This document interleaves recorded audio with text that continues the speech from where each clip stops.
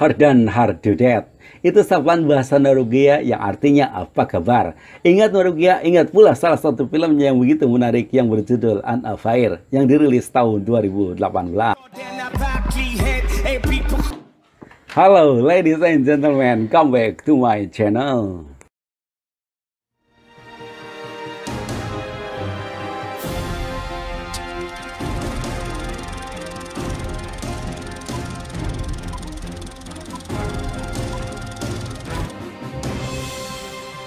Film ini bercerita tentang seorang istri bernama Anita yang mempunyai suami jauh lebih tua bernama Has. Sedangkan selingkuhannya bernama Markus yang usianya jauh lebih muda darinya. Bagaimana kisah selanjutnya? Oke sahabat, kita mulai ceritanya.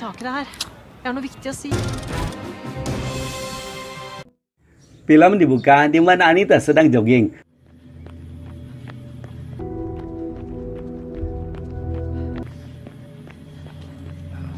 Lalu ia sarapan, kemudian berangkat ke sekolah di hari pertama ia mengajar.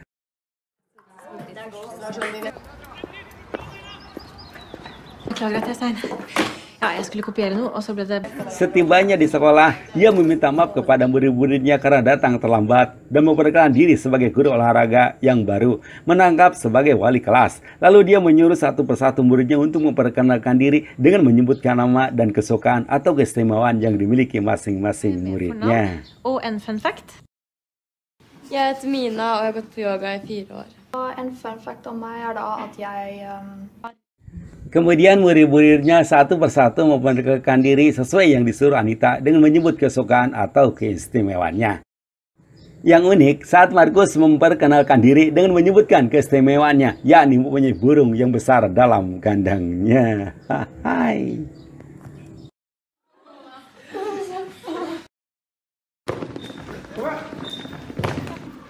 Lalu Anita membawa muridnya ke gor untuk berlatih bola tangan. Dalam latihan itu, Markus mendapat pujian dari Anita karena bermain dengan bagus. Adegan berpindah. Saat Anita sedang ngobrol dengan sesama guru bernama Trainlis, Anita menanyakan kebenaran tentang dirinya merangkap wali kelas. Train membenarkan karena wali kelas yang lama sedang cuti sakit untuk beberapa bulan ke depan. Sedang asik mereka ngobrol, tiba-tiba ada murid yang sedang berkelahi. Ternyata Markus yang berkelahi dengan tetangga kelas bernama Simon. Trin langsung melerai dan menyuruh Anita membawa Markus ke ruang guru. Markus? Ja, oke. Nå med en gang. Ja. Tiba di ruang guru, Anita mengobati luka yang dialami Markus. Ketika diobati, Markus menjelaskan kronologi terjadinya perkelahian. Karena Simon secara dengan sengaja melemparkan dan menaburkan es batu ke lehernya. Kemudian Anita memeriksa leher Markus. Menurut Markus, lehernya tak terluka. Hal ini Anita lakukan karena ia punya pengalaman pernah mengalami patah leher. Si Markus penasaran, ia ingin meraba leher Anita yang pernah luka. Dan Anita pun tanpa merasa curiga membolehkannya. Namun, saat Markus meraba bekas luka di leher Anita, malah ia berbuat nakal. Seperti mau mencium Anita. Dengan gesit, Anita pun menghindar. Ja. Nei, herregud, Anita. Siangnya, orang tua Markus dipanggil ke sekolah. Ternyata, ibunya Markus adalah teman senam Anita. Arahnya Markus menjelaskan bahwa Markus sebelum berangkat ke sekolah melakukan dulu latihan sepak bola sehingga berangkat ke sekolah terlambat. Anita menyarankan agar bermain sepak bolanya jangan sampai mengganggu belajar Markus. Markus pun meminta maaf karena dirinya cepat bereaksi yang berlebihan sehingga terjadi perkelahian.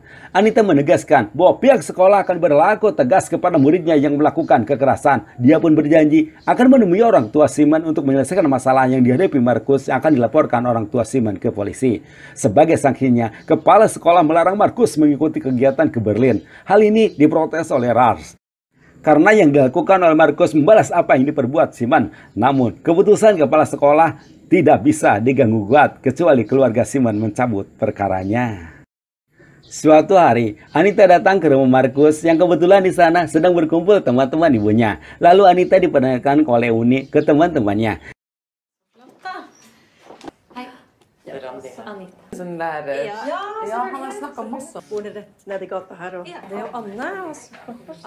Kemudian Anita pun terlibat obrolan dengan mereka. Di tengah obrolan, salah satu teman Uni bertanya tentang keluarga Anita. Anita menjawab bahwa dirinya sudah punya suami dan punya 2 anak wanita yang sudah remaja bawaan suaminya. Saat mereka ngobrol, datang Markus. Para ibu-ibu itu tertegun melihat kegantengan dan bodi Markus yang atletis. Bahkan salah satu teman ibunya mendekati Markus dan memeluknya. Entah karena di situ ada Anita atau alasan apa, Markus beranjak ke kamarnya. Mereka pun kembali ngobrol ngalir ngidur. Saat ngobrol, Anita minta izin ke Uni untuk ke toilet. Dan Uni pun dengan tidak mempunyai perasaan apa-apa menunjukkan tempat toiletnya. Anita pun langsung bergegas menuju toilet. Setibanya Anita di depan toilet, ia mengurungkan untuk masuk. Namun ia seperti mencari Markus. Anita berhenti di sebuah toilet di mana di dalamnya ada Markus. Sewaktu pintu dibuka, mereka langsung mengadakan pertempuran. Setelah bertempur, Anita kembali ke ibu-ibu yang masih seru ngobrol. Anita beralasan agak lama di toilet, sekalian mencari udara segar keluar rumah. Dan ibu-ibu pun hanya percaya saja. Hai.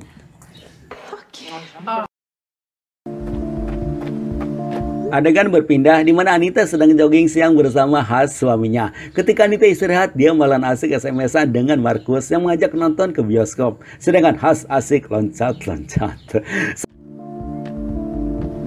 Sampai di depan rumah pun, Anita sengaja berhenti di pintu untuk membalas SMS-an dari Markus. Dengan diam-diam, Has memperhatikan kasihkan Anita yang sedang SMS-an.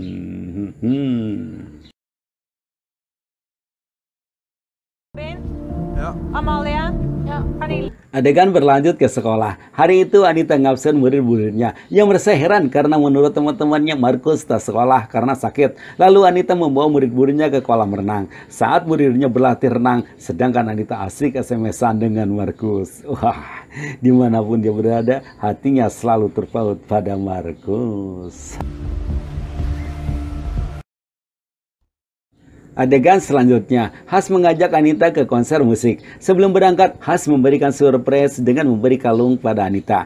Tak berapa lama kemudian mereka berangkat. Sambil nyetir, Has berkata pada Anita bahwa sekarang Anita sudah berubah karena selalu sibuk dengan HP-nya. Anita berkilah bahwa dirinya selalu sibuk menjawab SMS-an urusan sekolah. Dan ada salah satu koleganya sesama guru bernama Elizabeth selalu SMS untuk bertanya mengenai masalah yang sedang dihadapi muridnya. Mendengar jawaban Anita, Has langsung percaya.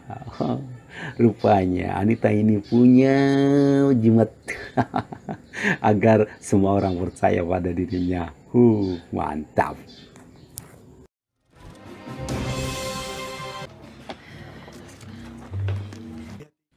Tiba di tempat konser, Anita diperkenalkan oleh Has pada stafnya bernama Sofia dan Harnet.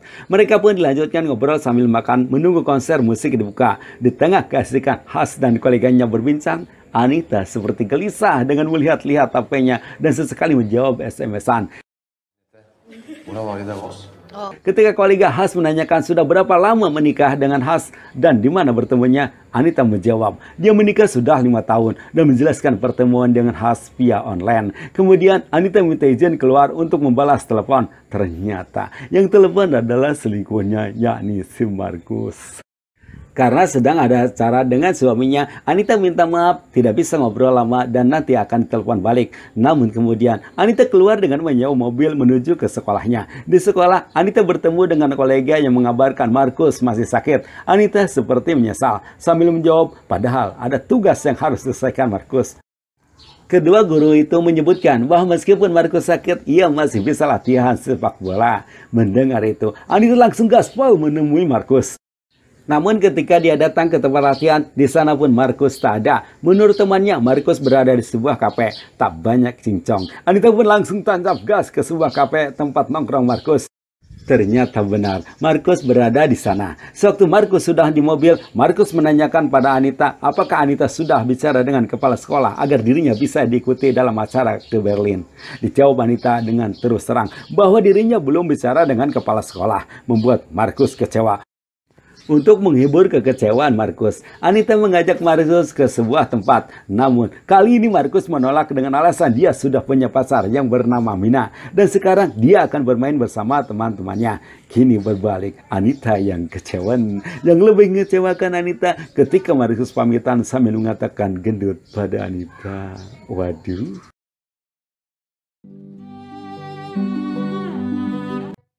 Kemudian Anita kembali ke tempat di mana konser musik sudah dimulai. Ketika Has dan penonton yang lain fokus menonton konser musik, justru Anita melamun saat tidihai bersama Markus. Dia pun berubah sedih karena Markus telah berubah. Aduh, kasihan deh. Adegan berpindah saat Anita dan Has nonton sepak bola sambil ngobrol. Namun kasihkan mereka terganggu karena Has menerima SMS untuk datang ke kantor. Vi ses i morgen. Yep. Lalu Anita membuka FB Markus. Dia kelihatan kecewa melihat kemesraan Markus dan Mina yang diupload di FB-nya. Keesokan harinya, Anita sedang melatih senam murid di kelasnya. Sewaktu muridnya asik bersenam, ia menyelinap ke ruang ganti pria. Tepat di depan pakaian Markus, ia berhenti, lalu mengambil HP Markus dan membuka galeri foto. Beberapa foto Mina yang berpakaian tak senonoh ia posting ke FB-nya Markus. Kemudian, dia beranjak meninggalkan ruangan untuk kembali ke murid-murid yang masih asik berlatih senam. Mina, are you there? Selepas senam, Anita mengetuk kamar Mina. Ketika Mina keluar, ia seperti sedang menangis. Lalu memeluk Mina sambil bertanya, kenapa kamu menangis? Karena ia melihat foto dirinya yang berpakaian tak senonoh diposting Markus di FB-nya. Saat keadaan Mina terpukul, Anita menggunakan kesempatan untuk menghasut Mina bahwa tindakan Markus tak perlu dimaafkan dan tak pantas untuk memilih pacar Markus yang tak berakhlak. Dan Anita menyuruh untuk memutuskan Markus seraya memeluk Mina. Ternyata guys, bukan Mina saja yang dihasut Anita. Ia pun menghasut Uni, ibunya Markus, bahwa Mina pacarnya Markus kelihatannya seperti gadis manis dan baik dengan rambut dikucir. Padahal, ia mempunyai pribadi yang jelek, suka berpakaian tak senonoh. Mendengar keterangan dari Anita, Uni bersyukur karena beberapa hari ini hubungan Markus dengan Mina sepertinya sudah berakhir, meskipun dirinya tak tahu penyebabnya. Mendengar itu, Anita gembira. Namun, kegembiraan Anita kandas saat Anita melihat Markus dan Mina sedang asik berduaan. Yang lebih kecewa lagi bagi Anita karena kebahagiaan Markus dan Anita disaksikan oleh ibunya Markus. Kasihan dulu. Dan film pun tamat.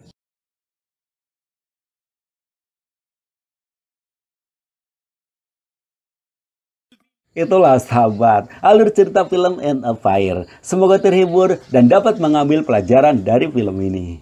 Cheerio, bye-bye.